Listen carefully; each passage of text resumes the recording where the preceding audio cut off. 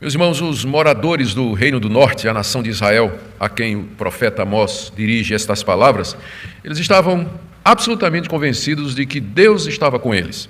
Inclusive aqui no capítulo 5, verso 14, essa convicção aparece quando Amós diz assim: buscai o bem e não o mal, para que vivais, e assim o Senhor, o Deus dos exércitos, estará convosco, como dizeis. Era isso que eles diziam. O Senhor dos exércitos está conosco. Essa era a convicção dos judeus que moravam no Reino do Norte, Israel, capital Samaria. Isso significava que aqueles judeus estavam convencidos de que Deus era ao lado deles, que Deus estava a favor deles, e que Deus os abençoava, protegia e fazia prosperar, e que, portanto, nenhum mal poderia acontecer com eles, porque Deus está conosco. Era essa a convicção. Ao mesmo tempo, é curioso isso, ao mesmo tempo que eles estavam convencidos que Deus estava com eles estavam vivendo muito longe de Deus, como nós temos visto aqui nas denúncias de Amós. Eles ofereciam a Deus um culto falso em lugares que Deus não determinou e não de acordo com a orientação de Deus. Eles adoravam deuses falsos, adoravam 2 bezerros de ouro feitos pelo rei Jeroboão I. Além disso, eles cometiam todo tipo de injustiça social, oprimindo os pobres, corrompendo o direito, aceitando o suborno. Mas de onde vinha então essa esquizofrenia espiritual? Como é que alguém pode achar que Deus está com ele, ao mesmo tempo em que essa pessoa anda de maneira contrária à maneira de Deus? Alguns pontos contribuíam para isso que nós chamamos da teologia do Reino do Norte, ou seja, você pensar que Deus é completamente a seu favor e que nada de mal vai lhe acontecer, mesmo que você esteja andando fora dos caminhos de Deus. Primeiro, uma interpretação errada da aliança. É verdade, Deus tinha feito uma aliança com Israel. Deus tinha chamado Abraão, tinha feito promessas, deu a circuncisão, fez a mesma coisa com o filho de Abraão, Isaque, fez a mesma coisa com o filho de Isaque, Jacó, fez a mesma coisa com os descendentes de Jacó, as 12 tribos, tirou esse povo da terra do Egito, deu a lei no Monte Sinai, e Deus disse: eu sou o Deus de vocês, e eu escolhi vocês de entre todas as nações da terra. Quem não se sentiria protegido, seguro, e dizendo assim: Deus é conosco? Deus nos escolheu de entre todas as nações da terra, somente conosco Deus fez uma aliança. Além disso, eles iam adorar a Deus em locais que deixavam claro que Deus era com eles. Betel, que era um dos centros de adoração no Reino do Norte, significa casa de Deus, nome que Jacó deu. Essa é a casa de Deus, lá em Betel. Tinha também Gilgal, que foi o primeiro acampamento militar de Josué. De lá, os exércitos de Israel saíram para conquistar a terra prometida. Deus nos deu essa terra, era isso que Gilgal significava. Eles iam adorar também em Beceba, que significa Deus está conosco, porque lá Deus apareceu a Abraão, Isaque e Jacó, e a todos os 3 Deus disse: eu estou com vocês. Então, aqueles locais históricos, onde a tradição dizia Deus está conosco, a ida àqueles locais fortalecia a impressão dos israelitas de que Deus estava com eles. Afinal, a nossa tradição, ligada a estes locais, conta a história de como Deus apareceu aqui e disse que estaria com todos os seus durante todo esse tempo.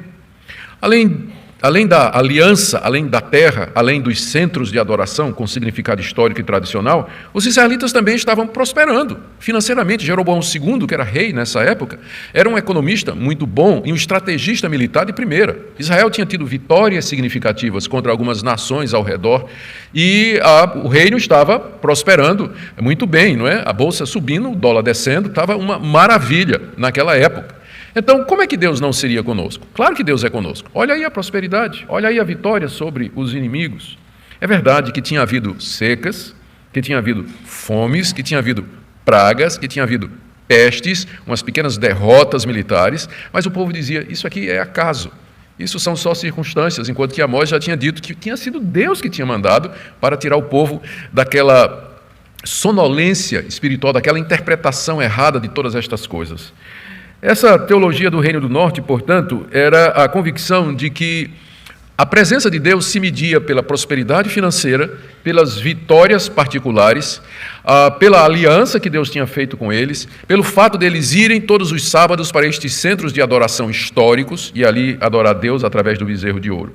Ao mesmo tempo, eles viviam uma vida de pecado, uma vida egoísta, uma vida voltada para a satisfação dos seus prazeres, e eles inclusive até queriam o dia do Senhor.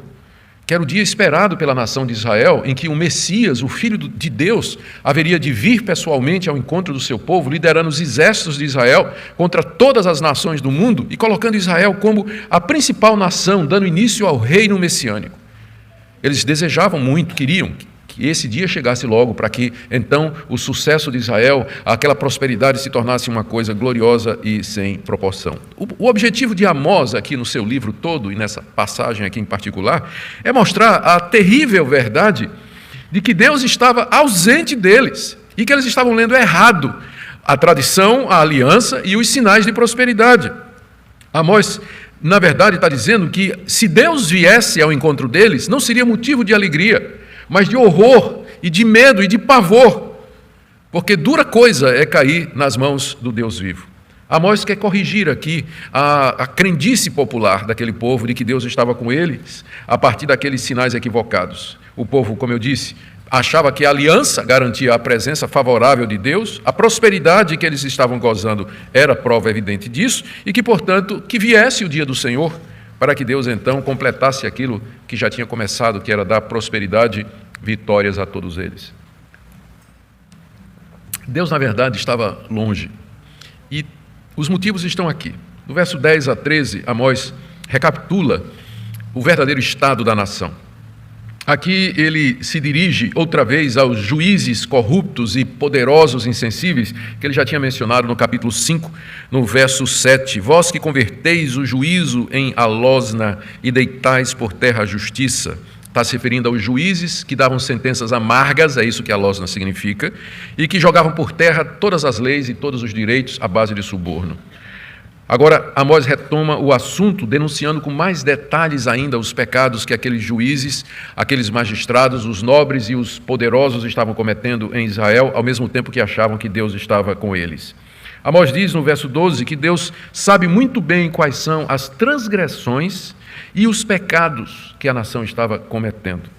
E aqui vem o detalhamento. Amós, nesses versículos, aponta para pelo menos 6 atitudes erradas, pecaminosas daquele povo. Primeiro, e aqui o foco são os juízes, os magistrados, os que governavam a nação. Primeiro, no verso 10, eles aborreciam na porta os que o repreendiam. Verso 10.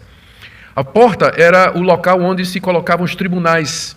Toda a cidade era fortificada, tinha muros, e no portão principal era ali que se sentavam os juízes para julgar os casos que eram trazidos. Então, quando ele fala de porta, está falando de tribunal, porque o tribunal se colocava ali no portão da cidade. Então, ele diz aqui que os juízes aborreciam na porta aqueles que os repreendiam, que repreendiam os juízes, que tanto poderia ser os defensores dos pobres, que iam ali dizendo, mas vossa digníssima excelência não está dando direito do pobre aqui, o meritíssimo juiz está procedendo de maneira errada. Os juízes não queriam saber. Quem sabe é uma referência até para os profetas, que também denunciavam que o juízo estava sendo corrompido, que o judiciário estava podre. Eles não queriam ouvir. Eles aborreciam quem levantasse a voz para contestar as suas sentenças e as suas decisões. Eles não queriam ouvir. Além disso, eles abominavam os que falavam sinceramente, ainda no verso 10, que pode ser uma referência às testemunhas que o pobre trazia para dizer que estava sendo oprimido. E falava francamente, dizia a verdade. Olha, o juízo aqui está sendo torcido. O direito desse pobre aqui não está sendo dado. Os juízes não queriam saber. Aborreciam, detestavam, rejeitavam, não levavam em consideração e negavam assim o direito ao pobre e ao necessitado. Também no verso 11, Amós diz, vocês pisam o pobre e exigem dele tributo de trigo. Aqui era uma cobrança injusta de impostos sobre a colheita do pobre. Lembrando que Israel era uma sociedade agrária e que dependia das plantações. Os pobres geralmente arrendavam terra do rico e faziam a sua roça para poder plantar trigo, feijão, o que fosse, né, daquela época para sustentar sua casa e sua família. E aí vinham impostos sobre a colheita do pobre, impostos absurdos, da parte dos ricos que alugavam a terra para os pequenos lavradores. E aí exigiam o tributo de trigo, ou seja, o tributo da própria subsistência do pobre, tributos pesados, taxas impossíveis e absurdas, oprimindo assim a terra do pobre e a sua colheita. Ainda, no verso 12, diz: vocês afligem o justo. O justo aqui eram as pessoas honestas. E pode significar afligir. O justo significa trazer aflição para a alma da pessoa honesta com impostos injustos ou com sentenças que afetam ou que prejudicam a pessoa que de fato não tinha feito nada. No verso 12, vocês tomam suborno. Uma referência ao juiz. Suborno é uma tentativa de você comprar um juiz para que ele lhe dê uma sentença favorável a você, mesmo que você esteja errado. Os juízes de Israel estavam aceitando suborno dos ricos para darem sentença contra os pobres ou favorecendo os poderosos. E, finalmente, no final do verso 12, vocês rejeitam o necessitado na porta. Mais uma vez, porta aqui é no tribunal. O tribunal era lá no portão. O pobre ia lá para o portão pedir justiça contra os ricos que o oprimiam e o juiz não atendia. O juiz não tomava aquela causa, não julgava aquela causa, negando assim ao pobre o último recurso que ele tinha para escapar da mão dos poderosos donos de terra que os oprimiam e assim por diante. Deus diz no verso 12, eu estou vendo isso. Olha o verso 12. Sei serem muitas as vossas transgressões e graves os vossos pecados. Eram muitas, acabamos de ver, e eram graves. Por que graves? Porque a lei que Deus havia dado à nação de Israel através de Moisés, ela trazia provisões muito claras a respeito do pobre, do órfão e da viúva. Eles eram particularmente defendidos e protegidos pela legislação que Deus havia entregado lá no Monte Sinai. Você não podia oprimir o pobre, você não podia emprestar juros excessivos. Se você pegasse a roupa do pobre como penhor, você tinha que devolver na noite, antes da noite, porque o pobre precisava dela para se cobrir, para não morrer de frio. Se o pobre se vendesse como escravo, ele só podia lhe servir 6 anos, 7º ano era o ano da remissão, você tinha que mandá-lo livre, e assim por diante. Leis justas, maravilhosas, que protegiam o pobre. Essas leis estavam sendo lançadas fora, pisadas pelos juízes de Israel, eram ignoradas pelos poderosos, pelos donos de terra, e o resultado era a opressão dos desvalidos, do pobre, do órfão e da viúva. E Deus via estas coisas, e Deus se importa com estas coisas. Eu sei que são muitos os vossos pecados e muito graves as suas transgressões. Por isso, Deus haveria de castigá-los. Deus viria ao encontro. A ironia é essa, não é? Ao mesmo tempo que eles faziam isso, eles pensavam que Deus está conosco. Deus nos é favorável. Deus está do nosso lado. E Deus disse, eu vou passar no meio de vocês, sim. Vocês estão querendo que eu vá? Eu vou passar no meio de vocês, mas não como vocês pensam. Olha o que é que eu vou fazer. Verso 11, ele diz assim, visto que pisais o pobre e dele exigis tributo de trigo, não habitareis nas casas de pedras lavradas que tendes edificado. Mansões feitas com pedra lavrada, ou seja, amando, personalizada, com o dinheiro que havia sido extorquido do pobre, tanto pela justiça mal praticada, quer pelos impostos, mas era dinheiro mal adquirido. Amós diz, essas casas que vocês edificaram aí, com o dinheiro que vocês roubaram, isso aí vocês não vão aproveitar essas casas. Da mesma forma, ainda no verso 11, vocês não vão beber do vinho das vides desejáveis que tendes plantado. Está vendo essa plantação de uva que você tem aí? Essas parreiras, essas videiras todas aí, com uva escolhida, de onde vocês fazem esse vinho maravilhoso? Vocês não vão beber desse vinho. Por quê? Porque eu vou passar no meio de vocês, diz o Senhor. Eu vou passar no meio de vocês. Eu virei ao encontro de vocês através da invasão dos assírios, e tudo isso que vocês construíram com esse dinheiro será tomado de vocês. Como resultado, notem aqui, é importante observar isso, que isso, construir casa e não habitar nela, plantar vinha e não beber do vinho dela, são maldições que estavam na aliança que Deus tinha feito com Israel. Está em Deuteronômio 28, verso 30 e no verso 38, diz lá muito claramente, se vocês me desobedecerem, vocês vão construir casas, mas não vão morar nelas, vocês vão plantar vinhas, mas vocês não vão beber o vinho. Aqui Amós está se referindo aos castigos da aliança. Aquela mesma aliança que o israelita julgava que era favorável a ele, tinha condições. E ao quebrar a aliança, a espada da aliança viria sobre eles, como estava acontecendo aqui. Como resultado disso, diz Amós no verso 13, o que for prudente guardará então silêncio, porque é tempo mau. O prudente aqui é o temente a Deus, é o remanescente, era o povo fiel que havia em Israel ainda. Quando o juízo de Deus viesse, quando chegar o dia mau, ele ia ficar em silêncio dizendo assim, nós merecemos.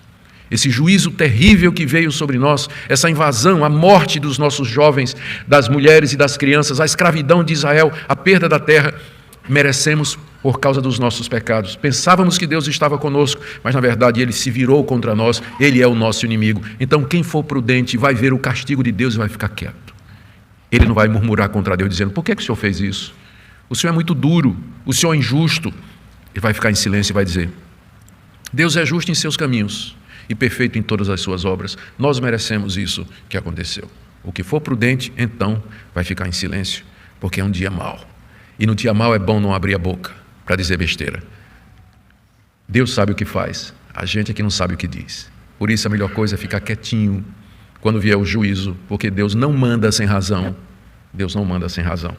Então, queridos, é por essas coisas que Deus estava ausente. Essa é a primeira parte da mensagem de Amós hoje, nessa manhã. Por que que Deus estava ausente do povo? Exatamente por isso, por todos esses pecados cometidos, Deus haveria de trazer o juízo. Agora, a segunda parte do verso 14 e 15, a ilusão de Israel.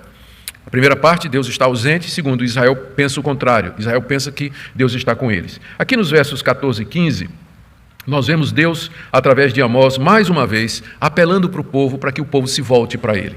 A misericórdia de Deus é infinita, parece não ter fim.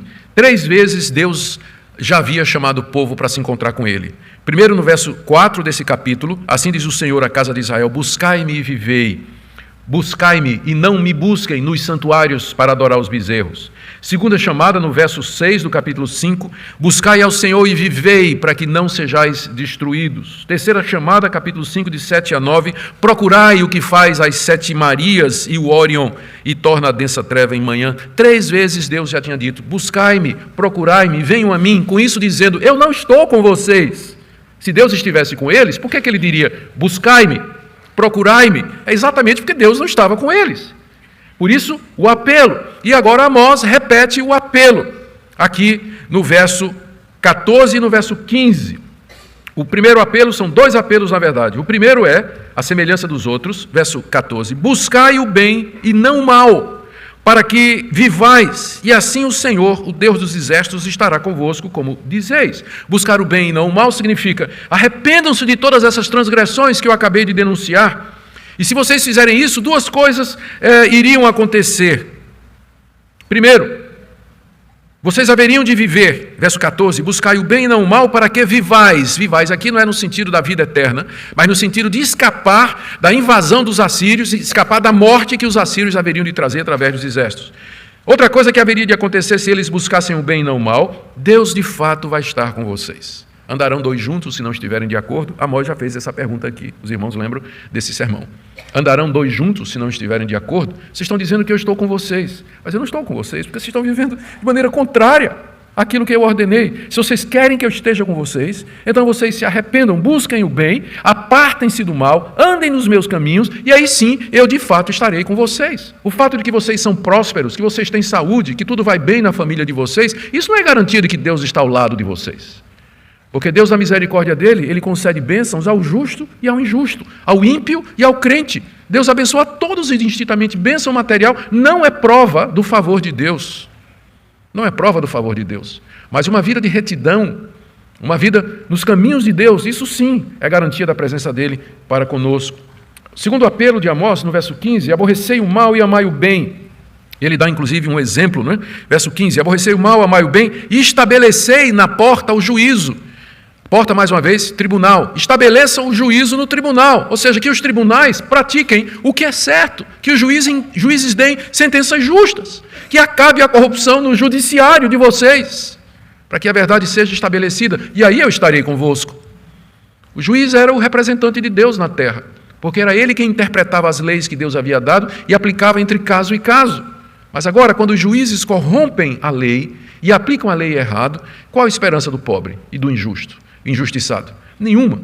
Por isso Deus diz como exemplo: aborrecei o mal e praticai o bem, e o exemplo é: estabeleçam a verdade nos tribunais, passem a agir da forma correta como vocês devem fazer. Se eles atendessem a estes apelos, deixando o mal e fazendo o que é bom, Deus estaria com eles em verdade. Veja como Amós diz no verso 15: aborrecei o mal, amai o bem, estabelecei na porta do juízo.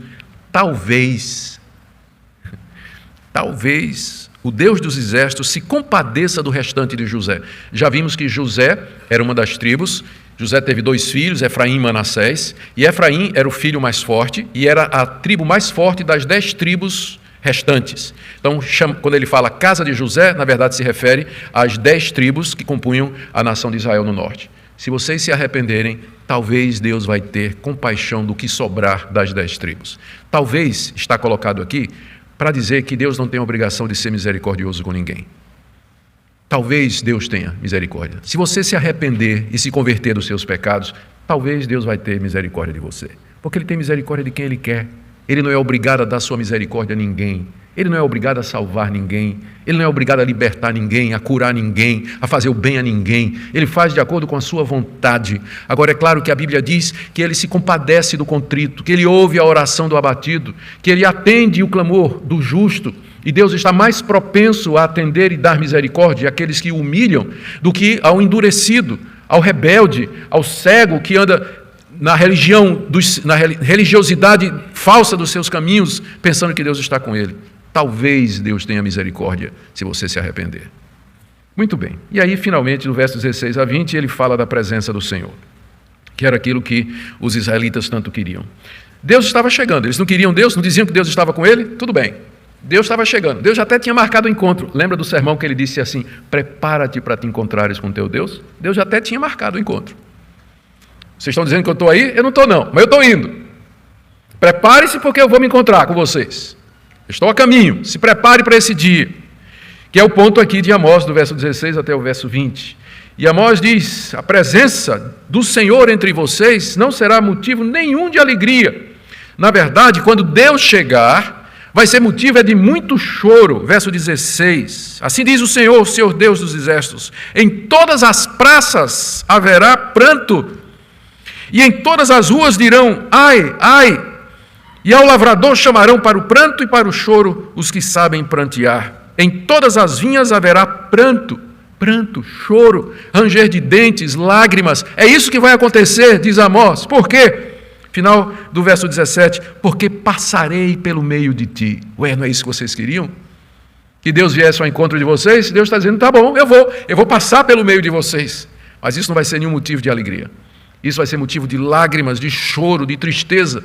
Tanto na cidade, veja aí, todas as ruas e todas as praças, como no campo, o lavrador e os que sabem prantear, e nas vinhas. Tanto na cidade como no campo, haverá choro quando eu vier para esse encontro. Quando eu de fato vier para estar no meio de vocês, eu não virei em favor, mas virei em juízo.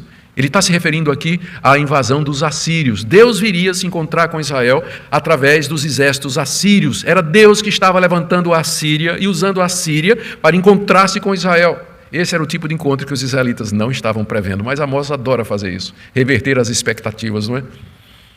Reverter as crenças populares é o estilo dele. Desacreditar aquilo que todo mundo acredita e dizer: não é bem o que vocês estão pensando. Vocês pensam que eu estou com vocês? Eu não estou. Eu estou indo me encontrar com vocês, mas quando eu chegar, não vai ser essa alegria que vocês estão pensando, mas vai ser choro, e muito choro, na cidade e no campo. Portanto, não há nenhuma razão para que vocês queiram o dia do Senhor. Verso 18: ai de vós que desejais o dia do Senhor. Para que desejais vós o dia do Senhor? É dia de trevas e não de luz. É a primeira vez na literatura do Antigo Testamento que aparece a expressão dia do Senhor. Eu digo isso não na sequência canônica, porque Isaías vem antes de Amós, na sequência da Bíblia, e fala do dia do Senhor. Mas, historicamente, Amós é antes de Isaías. Então, é o primeiro profeta que escreveu o dia do Senhor. Mas o conceito era muito conhecido na nação de Israel. O dia do Senhor era aquele grande dia esperado pelos judeus, quando Deus viria em pessoa, na pessoa do Messias, estar com o seu povo, liderando os exércitos de Israel vitoriosamente, derrubando as nações inimigas, os impérios inimigos, estabelecendo Israel e Jerusalém como capital do mundo. E de lá o Messias haveria de governar o mundo no reino messiânico, e os judeus seriam cabeça e não cauda. Eles estariam em primeiro lugar, seria a nação primeira. Era isso que o dia do Senhor representava para os judeus, e eles queriam que venha o dia do Senhor, que o nosso Deus venha e estabeleça o seu reino aqui nesse mundo, e nós seremos exaltados juntamente com Deus. E Amós, então, para surpresa e horror geral da sua audiência, pergunta: por que vocês querem o dia de Deus? Por que vocês desejam o dia de Deus? Vocês estão pensando que vai ser dia de vitória, de glória, de honra para vocês? Será dia de escuridão, como ele diz, verso 18, final do verso 18, é dia de trevas e não de luz, final do verso 20, não será completa a escuridão, sem nenhuma claridade o dia do Senhor. Não é o que vocês estão pensando, o dia do Senhor. Por que vocês estão querendo? Vocês estão pedindo alguma coisa que vocês não têm a menor ideia do que vocês estão pedindo. Vocês estão seguindo o raciocínio de Amós, não é? O reino do norte dizia: Deus está conosco.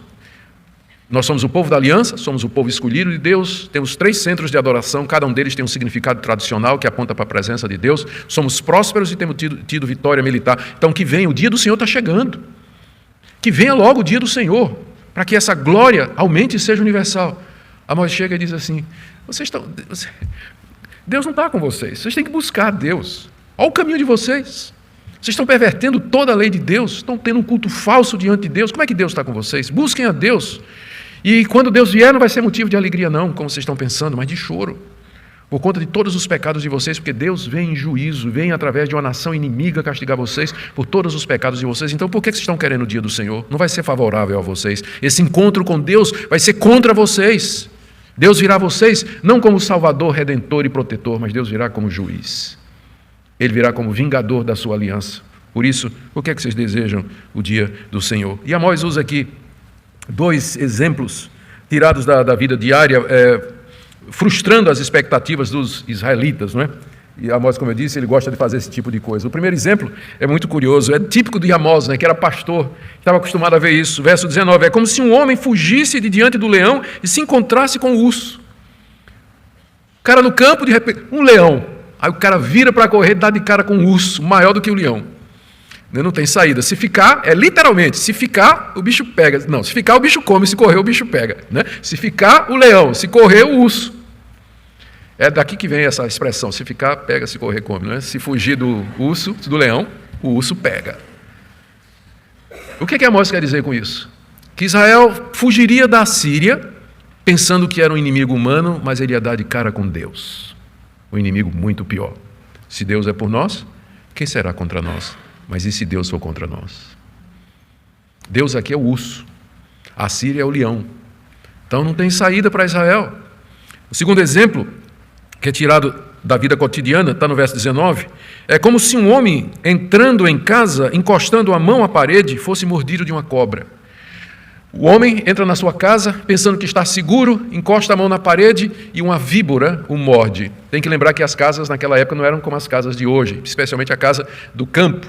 Eram casas feitas de barro, em paredes entrelaçadas de galhos de árvores, onde tinha muitas brechas e frestas e onde víboras, cobras costumavam ficar. O homem entra em casa pensando que está seguro, encosta a mão na parede e de dentro da sua própria casa sai a picada que vai matá-lo. Ou seja, não há lugar seguro, Israel, para você. Aonde você for, eu vou lhe pegar. Você não tem escapatória por causa dos seus pecados. Se fugir do leão, o urso pega. Se você correr para dentro de casa, fugindo do urso e do leão, pensando que ali está seguro, a cobra vai pegar você. São figuras que Amós usa para dizer: eu venho ao teu encontro, mas eu não venho para ser o teu salvador. Eu venho em juízo por conta dos teus pecados. Queridos, o que é que nós podemos aprender com essa passagem tão gráfica, descritiva, desse profeta que era boiadeiro, um homem do campo, homem temente a Deus, corajoso, profetizando inclusive num local que não era sua terra, porque Amós não era do reino do norte, não é? Ele era do reino do sul, de Tecoa, que ficava ao sul de Belém. O que é que nós podemos aprender? Primeiro, que nosso Deus, ele toma conhecimento sim da corrupção dos juízes, da opressão dos poderosos, e ele abomina essas coisas. Ainda que o Brasil, queridos, não seja uma teocracia, e Deus não tem uma aliança com o Brasil, e nem com os brasileiros, como teve com Israel, ainda assim ele é Deus. Ele abomina a opressão dos pobres, ele abomina a corrupção de juízes, ele abomina a sentença falsa, ele abomina o juízo que não é concedido. Deus olha para essas coisas e isso revolta o seu santo coração e perturba a sua alma santa, justa e pura. E Deus vê essas coisas e ele conhece todas estas coisas. Se não agora nesse mundo, mas no dia do Senhor, Deus vai fazer justiça. Eu estava imaginando, estava conversando com a Minka e dizendo assim: Minka, às vezes eu me sinto assim, eu vou, prego e anuncio que Deus vai castigar os ímpios e os rebeldes, os que andam fora dos caminhos. Mas aí não acontece nada. Fica tudo do mesmo jeito, né? Prego isso ano após ano e as pessoas continuam do mesmo jeito, não estou vendo nada acontecer. E a Minka só disse o seguinte: quanto tempo depois da pregação de Amós foi a invasão babilônica, a Síria? Eu disse: 40 anos. Eu digo: você é muito apressado, né? Ela disse. Amós teve que esperar 40 anos. já tinha morrido talvez, dependendo da idade dele, quando os assírios vieram e Sargão II, em 722, cumpriu essa palavra, arrasou com o Reino do Norte completamente. Então o profeta tinha que ter fé, ele estava anunciando uma coisa que ele não estava vendo acontecer. Nem sempre Deus executa o juízo na hora, mas por conta da misericórdia dele, já diz Pedro, ele quer que muitos se arrependam, ele quer que sejam salvos, por isso Deus adia o juízo, ele adia o castigo, e ele chama na expectativa, não é por uma transgressão ou duas, mas por 3 ou 4, é assim que começa o livro de Amós, o que aponta para a misericórdia de Deus. Mas o que eu quero dizer é que ou aqui nesse mundo, ou no dia do juízo, Deus vai fazer justiça. Ele vai punir o ímpio, ele vai punir o corrupto, ele vai punir o opressor, ele vai punir o imoral, ele vai fazer isso, quer seja fora da igreja ou dentro da igreja. Não tem lugar. Se você pensa que está salvo praticando uma religião, lembra do urso, do leão e da cobra. Não tem salvação. Se você está praticando mal, não interessa que igreja você frequenta. Deus está vendo o que está acontecendo. Segunda coisa que eu queria tirar como lição. Queridos, aqui nós temos, talvez seja um dos capítulos mais interessantes para a gente provar a depravação total, né? Que é o primeiro ponto do calvinismo. O pecado de tal maneira corrompeu o coração do homem que ele perdeu a capacidade de se analisar de maneira objetiva. É possível que pessoas se iludam pensando que Deus está do lado deles, quando na verdade eles estão ofendendo a Deus gravemente, como era o caso dos israelitas do Reino do Norte. As pessoas hoje repetem o mesmo erro do Reino do Norte. Deus está conosco porque temos um pacto, temos uma tradição, somos prósperos, temos saúde, tudo nos vai bem, então isso é sinal de que Deus está conosco. Não. De repente ele está preparando um encontro para você. Não agora, talvez, porque ele tem misericórdia e te dá a oportunidade para mudar. Mas cedo ou tarde ele virá ao seu encontro, ele vai passar no meio de ti. O leão vai rugir. Ao mesmo tempo, essas pessoas são desonestas, mentirosas, fofoqueiras, incrédulas, egoístas, injustas, avarentas, sem amor para com os pobres e necessitados, sem visão missionária, adoram outros deuses, elevaram ídolos no coração. Mas eu não podia terminar sem essa última lição. Que Deus, finalmente, ele veio em pessoa ao nosso encontro em Jesus Cristo de Nazaré. Ele parou de mandar profetas. Quando ele viu que os profetas não estavam dando certo, por assim falar, humanamente falando, ele disse, eu vou em pessoa. E ele veio na pessoa de Jesus de Nazaré. Ele veio ao nosso encontro, o Verbo se fez carne e habitou entre nós. E ele veio e disse, vinde a mim, todos vós que estáis cansados e oprimidos, e eu vos aliviarei. Tomai sobre vós o meu jugo e aprendei de mim, que eu sou manso e humilde de coração, e encontrareis repouso para as vossas almas. Morreu pelos nossos pecados, próprio Deus, ressuscitou dos mortos, está sentado à direita do Pai e virá no dia do Senhor, para não mais para salvar, mas para se encontrar com o seu povo e para julgar os vivos e os mortos. Portanto, queridos, examinemos nossos caminhos, nossos negócios, nossos relacionamentos, o culto que nós prestamos a Deus, examinemos os sinais que estão ao nosso redor e interpretemos estes sinais da forma correta. Cuidado ao desejar o dia do Senhor, pensando que será aquele grande dia que você vai ser honrado e exaltado. Pode ser que você tenha uma surpresa. Examine o seu coração e ouçamos o apelo de Deus na pessoa do Senhor Jesus. Buscai-me e vivei. Que Deus nos abençoe.